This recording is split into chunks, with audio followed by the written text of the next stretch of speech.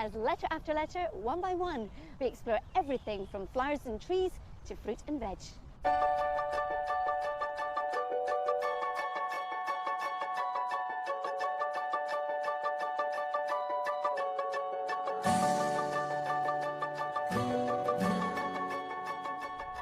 Everything we're looking at today begins with the letter M. Here's what's coming up. Alan Titchmarsh declares war on moss. I want a lawn that looks a bit like a bowling green. Christine Walkden asks if marigolds are too much. Bright and colourful, but a bit in your face. Tricks and tips on how to grow mushrooms at home. There's an extraordinary range of edible mushrooms available to us, from a common field mushroom to things like this, an exotic oyster. And kissing and telling is James Wong. You can only kiss under mistletoe with berries on it, and every time you steal a kiss, well, you've got to pick off one of these. Which means once you've picked them all off, the free-for-all of the office Christmas party is well and truly over. Just some of the treats we have in store. But first, to something that provides one of the most gorgeous displays of the gardening year, even though it can take up to 10 years for its flowers to first appear. And when they come into full bloom in the spring and summer, they just dazzle one and all with their beauty, and they're certainly worth the wait. This is for magnolias. And let's begin with Alice Fowler being mesmerised in Trewithen Gardens in Cornwall. This garden is remarkable not just for the number of magnolias it has, but also for their size. Many of the 50 varieties of magnolias in this garden have been here over 100 years, thanks to the plant hunters who brought the seeds back to our shores from China in the early 1900s. So a tree this size, how old does that make this? This one particularly is collected in 1928 and planted in 1929. It was planted here as an 18-inch seedling, and magnolias hate root disturbance. They don't like the roots being disturbed at all. So to plant it here and get it into perspective to the house is either luck or genius, and we always err on the side of genius. Sadly, just a few maps and letters remain from those expeditions. But the driving force behind the garden, George Johnston, published in 1955 what is still considered to be the Bible on magnolias, Asiatic Magnolias in Cultivation. I suppose it doesn't even start to touch on how they must have felt when they saw these things. It's hard to imagine trying to see one of this in the wild for the first time. Mature trees, sort of 80 foot tall, completely clothed in these pink flowers. And we're now beginning to see that maturity in the garden here 100 years later. If they were alive and visiting Trewithen today, those intrepid plant hunters would only now be seeing the impressive scale of the magnolias they discovered. A tree of this size, how do you maintain it? Well, luckily for me, the early maintenance has been done, but on some of the younger plants, we do a aesthetic pruning during the summer when the magnolias are still in full leaf. That way, the sap got the chance to stop running before the winter sets in, which could cause damage. And it's just aesthetic pruning. It's taking off the whippy branches, the long branches, just to keep the plants tidy. And we've been having these very cold winters. Has that been affecting them at all? Well, magnolias are very lucky with the way they develop. They've got these things called perils, or bud sheaths, which are very hairy, and they protect the bud during the winter. So as long as these are still enclosing the flower, then it's fine. It's when we get a late frost, which in Cornwall for us is any time past February, that's when any damage can occur. Thanks to its illustrious horticultural history, Trewithen has 6 magnolias classed as champion trees. That means they are the largest of their kind in the UK. And here is one of those champion trees. This is Magnolia sargentiana, and it's one of the Chinese species. And the flowers are so exquisite, they look like they've been cut out of silk. But like any of the species, you have to wait a very long time before you see it flower like that. It used to be said that if you wanted to enjoy a magnolia, then your grandparents would have had to have planted it many years ago. But these days, thanks to some modern hybridizing, there's plants like this one, Star Wars, which will flower in 3 to 5 years. So that'll be something for you to enjoy and your grandchildren.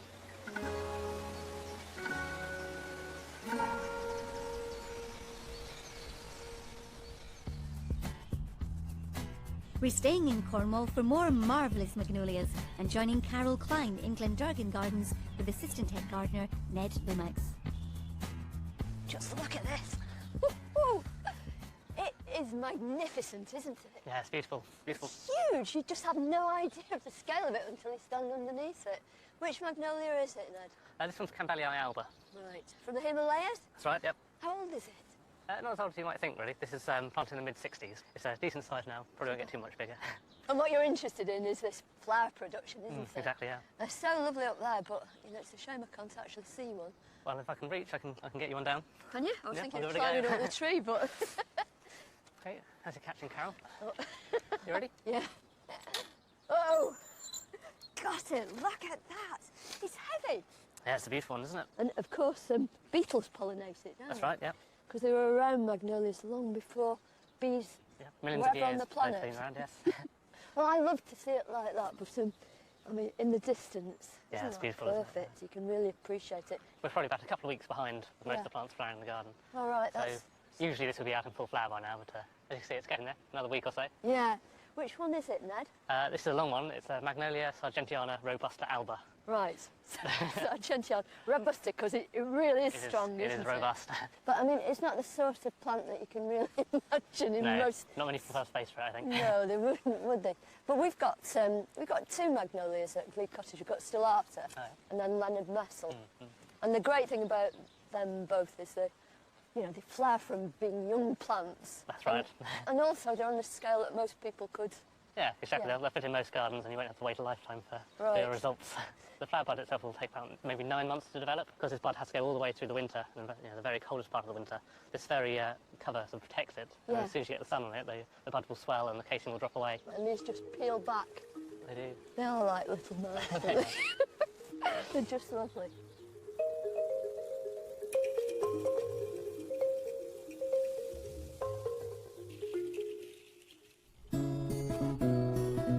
So, as Carol said, if you've not got the space for a thumping great magnolia tree, a shrub can be just as satisfying. Here's some quick planting tips from Monty Don. This is a Magnolia stellata, which has wonderful daisy-like white flowers in April.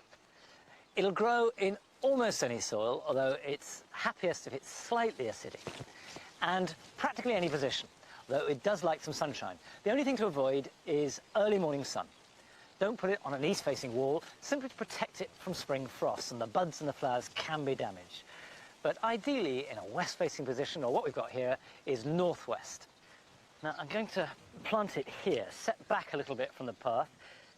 And if you're planting any shrub, keep it simple. There we go, like that. Now, magnolias have rather fleshy roots that can be quite easily damaged. They're brittle. So when you take it out the pot, be fairly careful. Good root system on this, slightly pot bound. So what I'll do is I'll just tease them a little.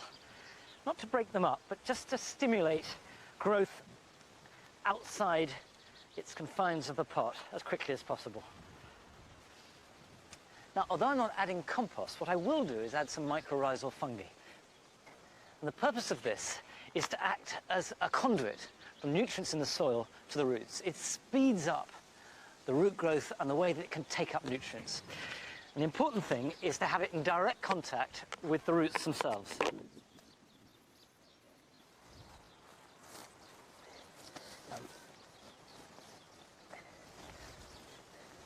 Now, I'm going to give that a good soak and then mulch it. And the mulch is really important.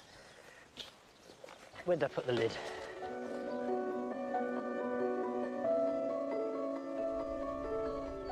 Still to come, mistletoe, moors and how to grow mushrooms at home. But now let's look at one of our more intriguing trees. This M is for Monkey Puzzle. And here's a look at how it was first introduced in Britain. Monkey puzzle trees have been something of a horticultural odyssey in British gardens since the Victorian era. This avenue of trees in the grounds of Bicton College, Devon, offers an incongruous canopy to the journey up to the main house. More incongruous still is the story of the tree's discovery and subsequent journey to England from the Chilean Andes. Only 5 seeds came back to Britain with plant hunter Archibald Mingus. Mingus encountered them when they were served to him as a dessert during a dinner party in the Chilean capital. Intrigued by the nut-like seeds, he pocketed his pudding and headed for home. It was decades later before William Lobb introduced the seeds commercially. They became an instant hit. The seeds of these particular trees came from that original introduction from Chile. When these trees were planted, of course, they had no English name. They already had a scientific name, Araucaria araucana, named after the Araucanian Indians, who were the Indians in the area from where the trees, the seed of the trees was collected. The name Monkey Puzzle came from an observer of the trees actually in cultivation, who said, gosh, it would puzzle a monkey to climb one of those trees. And so that name, Monkey Puzzle Tree, has actually stuck to this day. These were planted out as a very early avenue, probably the very first avenue, of these newly introduced trees. I think, although we have a concept today of what these trees look like, where we see them in our gardens, remember that at that time they were a curiosity and nobody had any idea who was planting them what they would actually grow into.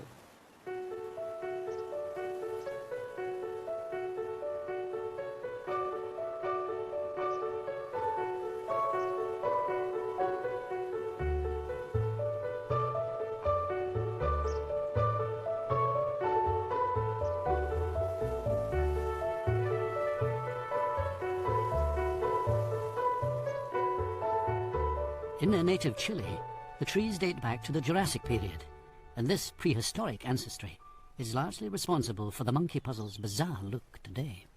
The trees are like they are because they've evolved a dinosaur deterrent habit. They've got this enormously prickly foliage, they've got these very tall trunks. They evolved these tall trunks to move that foliage up above a height which the dinosaurs could possibly eat them. Of course, this is a case actually of co-evolution, because as the monkey puzzle trees produce their canopies ever higher and higher above the herbivorous dinosaurs, so of course the herbivorous dinosaurs evolved longer and longer necks to try and actually eat the foliage which was becoming up above them. And so what we've got here is a mutual Cold War, if you like, the trees trying to avoid the dinosaurs evolving necks to go up. But of course the dinosaurs became extinct, but here in cultivation we still see the residue of that inheritance. But the great height of these trees, coupled with a relatively small root ball, do make it susceptible to high winds. And this showcase avenue was all but destroyed in the 1920s by a storm that is still remembered today. In 1928, when that great gale was, it blew down around 30 trees in this avenue. I mean, it really ripped the heart out of the avenue, if you can understand what I mean. You couldn't believe that nature could be so cruel, really, in one way, you know. Luckily, the fallen trees had been planted with male and female seeds, so it was possible to propagate replacements still standing today. Now from one of our most unusual plants to one we all recognise easily, especially at the end of the year. This M is for mistletoe, and kissing and telling all about it is James Wong. Tenbury Wells is the mistletoe capital of the UK, and the auctions of holly and mistletoe that take place here have been going on for over 100 years. And although it looks calm at the moment, in a couple of hours, everything you see here will be gone. Mistletoe is found in many places in the west of England, and it particularly likes apple orchards. It's one of only a handful of our native evergreen plants. We associate it with Christmas, but the folklore goes back even further. Now everyone knows about kissing under the mistletoe, but what most people don't know is that traditional rules state you can only kiss under mistletoe with berries on it, and every time you steal a kiss, well, you've got to pick off one of these, which means once you've picked them all off, the free-for-all of the office Christmas party is well and truly over. Unless, of course, you get a big old bunch like this. The ancient Romans used to perform fertility rituals under mistletoe, but we don't quite go that far in public nowadays. But it does explain where the kissing tradition came from. There's so much more to mistletoe than quaint traditions and stealing a kiss at Christmas. For many, it can be a real moneymaker. Nick Champion has been running Tenbury's mistletoe auction for 30 years. This year's crop is looking especially good as growing conditions have been perfect. How many people are you expecting to come today? We normally have about 100, 120 buyers registered at each sale. So how much is in each one of these bundles? They look awfully heavy. Well, in these ones in particular, they're probably 30 or 40 pounds in weight in a bundle. And how much in money does that get turned in? On a good year, if supply is short, they'll make 30 to 40 pounds each. It's quite abundant this year, and I would expect to see about 20 pounds for them. When you see it in garden centres, a couple of sprigs will cost you really a couple of quid. So you really do get bang for your buck. You get value for your money, yes. So I'm no mistletoe expert. How do you judge the creme de la creme of mistletoe? The best mistletoe has dark green leaves and a very white berry. Least attractive is the yellower leaves and unripened berries, which are greener in colour. So you want basically the most dramatic colour difference? Yes. Later, I'll be back at the auction to find out how much this year's bumper crop is fetching. Mistletoe has always fired the imagination. In Christian mythology, mistletoe was condemned to live as a parasite on other trees as punishment because its wood was used for the cross at Christ's crucifixion. That's why they say, even today, mistletoe can never sink its roots into good soil. I've come to a local orchard to meet mistletoe expert Jonathan Briggs. Mistletoe is so unusual looking. What exactly is it? Well, mistletoe is a hemiparasite of trees. It grows on the tree branches, never grows in the ground. So what it does is it uses the whole tree as a sort of root system. It is green, it is photosynthetic, so it produces all of its sugars from sunlight, it does all of that bit itself. In a sense, all it's taking is the water and the mineral salts. But not the nutrients. But not the nutrients. So I hear that there's loads of it in this part of the country, more than anywhere else. Well, why is that? It's a plant that grows on trees, but it doesn't like woodland. So it needs trees in open habitats like this one we're in here. Now, the other thing that it wants, in Britain at least, is some climatic conditions that are quite difficult to define, but seem to be best found in the sort of Severn and Wye catchments, so the Herefordshire, Worcestershire and Gloucestershire. So how does mistletoe spread itself around in the tops of these trees? It's spread by birds. The berries are eaten by mistle thrushes who excrete the seeds out in a sticky string. They stick to the bark of the tree, and then they germinate. Mistletoe has both male and female plants. The female plant is harvested regularly for its berries, but it's also important that the male plant is cut down to prevent it from overrunning the tree. And Reg Farmer has been doing just that. He's been harvesting mistletoe for over 50 years, using little more than a saw and a stick. Hi there, Reg. Are you going to show me how to do all of this business? Yes, it will come down. Wow, that's a lot easier than I thought. It just snaps off. It snaps. It's quite brittle, because this isn't very old. Yeah. Would you like to have a go anyway? I'd love to have a go, Reg. So literally, it's just a saw and a stick. It's just an ordinary saw on the end of a stick. Okay, You okay. pull it. You made it look very easy. Yes. Uh-huh. And then you kind of lower it down with pull this. it down. Yeah. Are you busy tomorrow? Do you have a lot more work you need helping with? There we are, look at that. And that is Chelsea Flower Show ready. Look at that, it's beautiful. You're doing it right. So from the apple orchard to the auction, it's time to find out how much today's bundles are going for. Row they are, so I'm going to say 16 again, 10 mid, 10 I mid, 12. Now there are 800 lots here, but at the rate they're rattling through it, they'll be done in no time. 18 mid, 18, 20. Unlike most auction halls, the people actually move to the lots rather than the lots passing through a big hall. And it's quite difficult to get right in the centre because these rows are so packed close together. There's a lot that's just gone for £32, and the cheapest ones are about 16, and it seems to be all about the berries, the number of berries, and how brightly coloured they are. And there's really quite a big price difference. So what do you do with a huge bundle of mistletoe?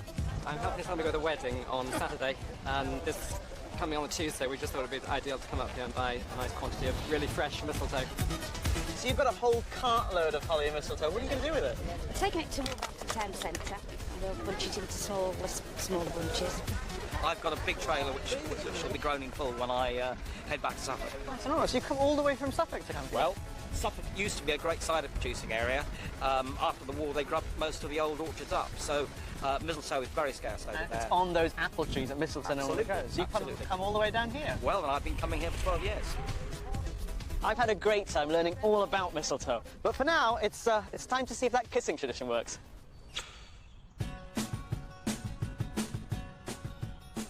Thanks, James. Now to an M that's as familiar in the kitchen as it is in woods and forests. Our next M is for mushrooms. And we've got a couple of fun guys here with advice on growing your own edible ones. In a minute, Joe Swift. But let's kick things off with Chris Beardshaw. They can be beautiful, but deadly.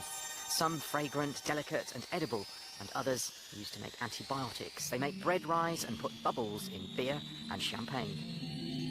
There's no doubt that fungi are amongst the most important and versatile organisms on the planet in terms of their ecological and economic benefits. Gardeners will be most familiar with them because of smuts, rusts and rots.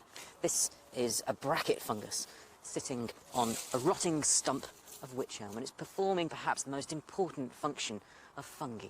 It's rotting down the solid wood, breaking down the cells, releasing nutrients and making those nutrients available to the plants around it in the garden. And this is a perfect example of where fungi thrive. It's shady, it's cool and it's damp.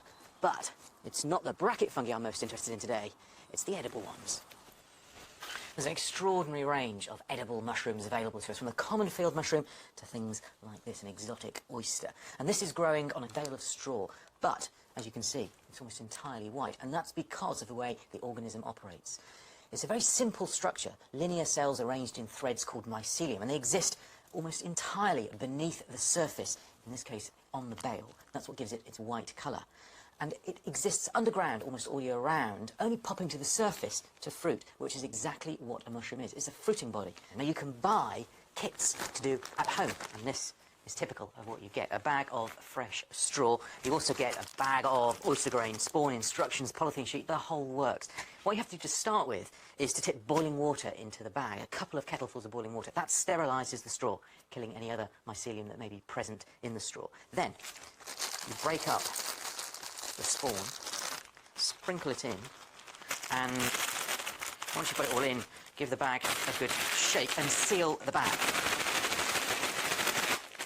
Once you've done that, you have to put it somewhere dark and warm, about room temperature, for about 4 weeks. Now, when I was a student, what I used to do is to shove the bales of straw under my bed, which seemed to be the perfect place.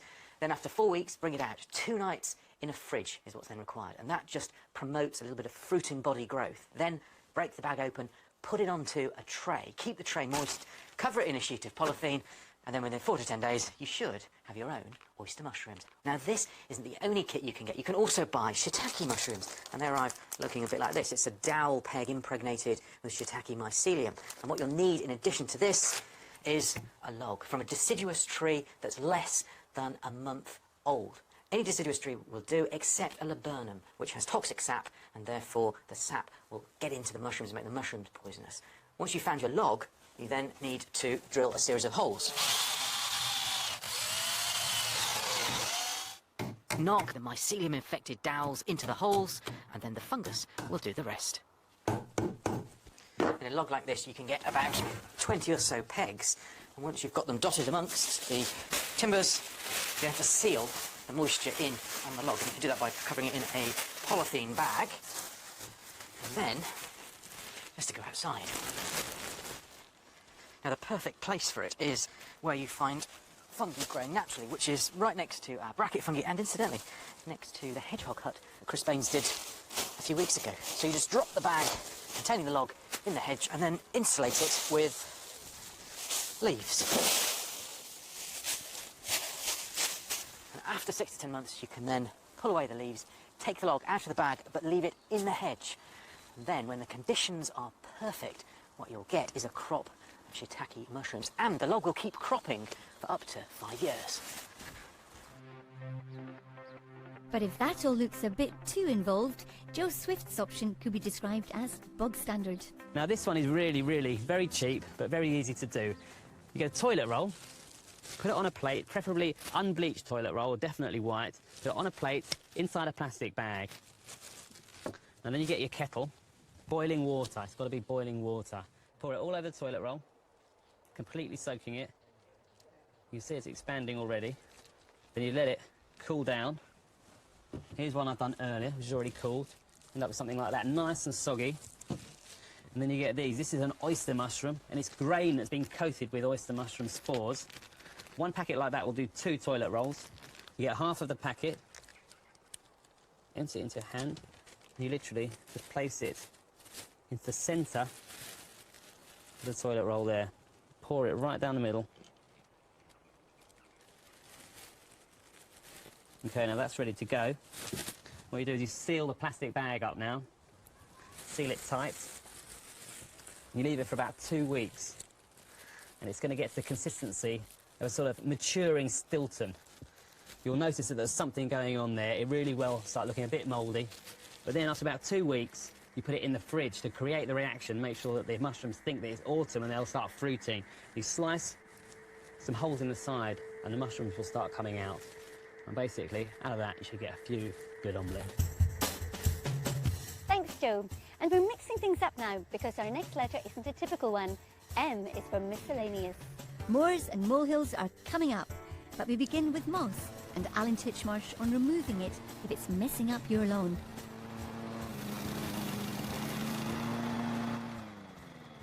Phew! Now, it's not all as long as that. That's where the daffodils have been growing, but it's now 6 to 8 weeks since they finished flowering, and it's safe to sever them by the stocking tops. A week later, this is what it looks like. Straw. A hayfield that's just been mown. But don't worry, in dry weather, if you water it every now and again, it will come back and green up. But watering will not improve this. No daffodils have been grown here. It's never been fed, it's never been weed-killered, and it's never been moss-killered, and yet I call it a lawn. It seems to me it's no longer politically correct to have a proper lawn. You have to put up with buttercups, daisies, dandelions and plantains. Well, I've done that for 10 years, and now I want a lawn that looks a bit like a bowling green.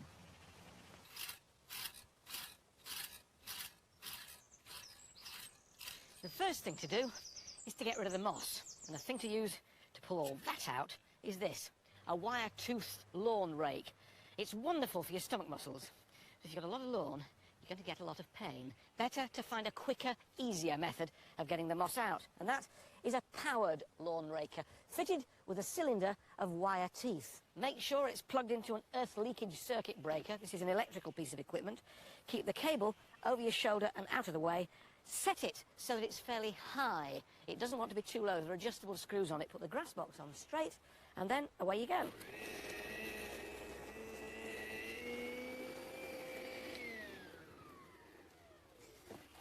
You'll be amazed how much comes out. All that from just 2 square metres of turf. Doesn't look very nice, but don't worry, it's going to get worse before it gets better. What we're going to do now is to apply this, a combined weed killer, fertiliser and moss killer. The tendency is to put it on by hand. It's uneven, it's wasteful. Use a wheeled calibrated distributor like this, it applies it evenly and it goes a lot further. Once you've applied it, if no rain falls within a couple of days, then you must water it in. Then this is what happens. The moss goes black and the weeds start to grow and then die.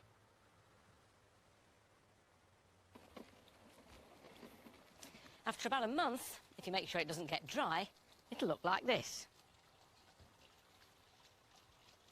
All you need now is the stripes.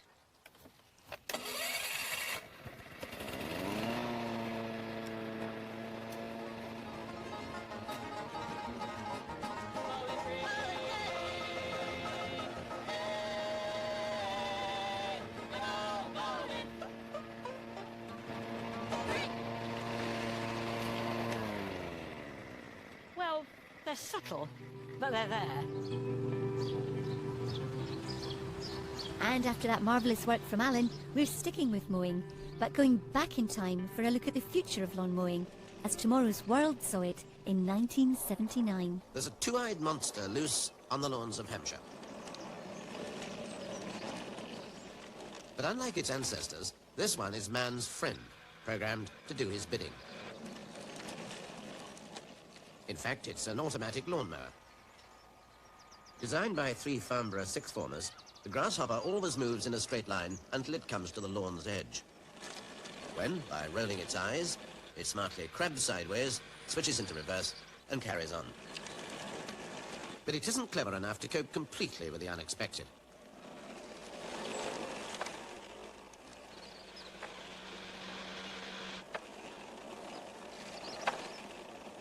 And when this happens, man the master must step in. The motor, powered by mains electricity, cuts the grass with standard rotary blades. They're driven by this central motor, rescued from an old washing machine. There are 2 other motors. This one drives the wheels, this one the eyes. They both used to work windscreen wipers. But the really clever bit is this probe. When it detects the edge of the lawn, it sends a message to a relay, which stops the drive motor, activates the eyes, and then puts it into reverse. Mind you, the grasshopper isn't totally labour-saving. You do have to dig a trench all round your lawn before it can start to work at all. Perhaps that's why it never took off. Now we end this miscellaneous mix with more lawn-related matters. And here's Martin, Chris and Kate from the Springwatch team on managing molehills. Not everyone wants mammals in their garden. Certain sorts, nothing but trouble. And the top troublemaker, the little gentleman in the velvet jacket. The mole, I'm afraid. The message board's full of it. Yeah. How do you get rid of the mole in your garden? Right, here are a few top tips from you. Right, here we go. That, what do you do with that? Stick it in the molehill. Lots of people have said this. And when it goes round and round, makes a noise, frightens the mole off. Does it work? No. Oh, no. But loads of people said that. Yeah, and that would look so nice on your lawn, it would wouldn't be it? very attractive all over the molehill, so it really helps. Nice, then there's the bottle. Bury the bottle. Lots of people said this. And then when the wind blows, frightens the mole away. Fantastic. Does it work? No. Does it work? Does work. Okay, smells. Pungent smells. Yeah. Lots of people said chopped up onion Yeah. or mothballs. Do they work? Maybe. Really? Actually, yes. Really? And if you go really pungent, okay, here's it. It's not very nice, but it might work. Here it goes. This is from Peter Kearsley. He says, I know it might sound awful, yes, but I put fresh dog poo down the moleholes. No. It, Oh, my yes. goodness. It works for me every time, and they soon move to a sweeter smelling area. I don't think they're that unlovable that you'd spend a Sunday morning piping dog poo into their tunnels, to be quite honest. Do it. I don't even want to imagine. What about you, Kate? What do you do? Any top tips for moles? I'm afraid my top tip is that I just leave my moles alone. I think moles know when there's a vendetta against them, and they just go, you know what, we don't care, we're just going to dig up your entire lawn. I find that I'll just rake over the molehills so that the tunnels don't collapse, and just leave them be. And I have to say, I haven't got a big problem with moles. Now we've come to our final M, and it's a flower that adds a real zing of colour to your garden in spring, through summer and even autumn. This M is for marigolds, also known as calendula, and we start by rejoining a slightly wet Monty Don for some tips on planting and colour coordination. I was going to sow these seeds direct in my garden for the senses. These are some marigolds and poppies. But I've been dodging showers all day. The ground is now getting fairly wet, so I've decided to sow them indoors, which the poppies won't like because they don't transplant well, but the calendula I can do. Now, the reason I'm sowing them is for colour, and obviously this is to do with sight, that aspect of the senses. And I'm aware that everything you can see in the garden is to do with sight, but what I'm trying to do in this particular garden is to focus on how the senses work and how we can manipulate them in the garden to maximise them. With colour alone, for example, these calendula are an orangey yellow. Now, if I put them next to a blue or a purple, the purple and the yellow will seem much, much stronger. Orange and blue are opposites, and any opposite colour, like red and green, you'll intensify the other colour. On the other hand, if I put them next to a red or a pure yellow, they'll spread the colour. So you get a massed effect, like we've got at the hot end of the border in the long borders. Now, what I've got here is Calendula officinalis radio, which is a really good orangey double marigold. So I will plant this into plugs. And when you're going into plugs with annuals, which could just as well be planted outside, just get them going in the greenhouse or cold frame, and then harden them off, and then plant out the whole plug. And just a pinch in each plug. 2 or 3, I'm not going to count them. I can thin them out later if I feel that there are too many. But I won't worry if I've got a little clump. And I'm already thinking, well, do I want to contrast them with a purple or a blue? Or do I want to create a sort of fiery effect and think in terms of yellows and reds to go with them? The colour that won't look good with them is pink in any form, or even whites. So I'll have those in a different part of the garden. Now those are on there, and I've got a little sieve here, and I can just cover them up with a little bit of soil. And by the way, a little sieve when you're sowing seeds is invaluable. And all that lumpy stuff won't block the passage of the plants, and obviously water them in well and label them.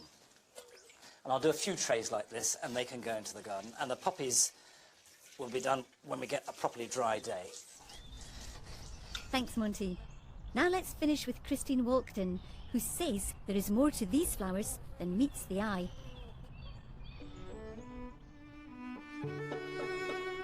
Marigolds, are they gorgeous or gaudy?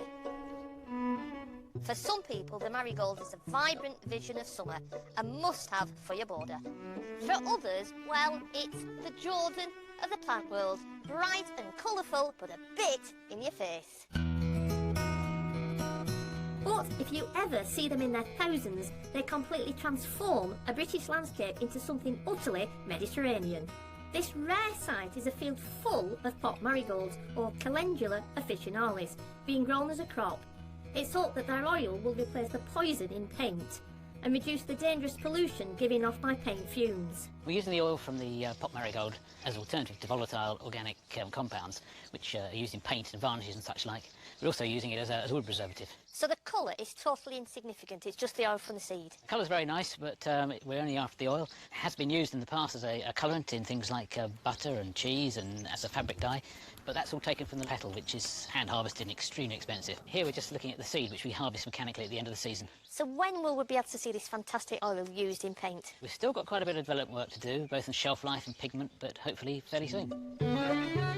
So let's be clear about these marigolds. We've got the French marigold that's commonly used in our gardens and often popped inside greenhouses to keep whitefly away. It's a large single flower, dark green foliage that's aromatic, and the leaf is divided. Whereas the pot marigold, grown in pots historically as a beautiful hardy pot plant, but the differences are that it's got a flat head, matte green foliage that doesn't smell. It's this marigold, the calendula, that's amazingly versatile. You can eat the flowers in salad, turn them into tea, dye your clothes with them, or make a healthy mouthwash. In 2007, the calendula helped win gold at Chelsea as part of Sarah Eberle's Mars Garden, a garden made up of plants specially chosen to keep astronauts sane and healthy on the Red Planet. The marigold is well known in medicine. Recently, after intense research, the European Medicines Agency officially recognised the plant's soothing antiseptic properties, something that herbalists have believed for centuries. It was always used in the past when we didn't have antiseptic creams. Right. You would use marigold flower. If you were now stung by the bee, you could just rub it onto your skin and the inflammation would go down. It is used in almost 90% of our creams, ointments, toiletries. How do you capture that in a solution? Well, there are many ways of extracting marigold flowers. This is the traditional way. You just put them in a jar, cover with a little bit of oil. I'm going to do it with organic sunflower oil. Yes. It's light oil and it will extract beautiful colour and all the resinous material out of the flowers. Right. And now I have to, of course, close it down so we don't want anything else coming in. And this will be left in the sunshine to infuse 10 days or so. And then strained through a sieve, and this is what you get. Wow, beautiful, isn't that beautiful? Colour oil. And what would you use this for? Small cuts, burns, anything that needs antiseptic quality to it. So instead of using French marigolds in our garden, we should really be putting pot marigolds in and enjoy them. Oh, they should be celebrated, definitely. Thanks, Christine. And as marigolds like the sun, they're probably loving it today. That's all for now. Do join us next time for another A to Z of TV gardening.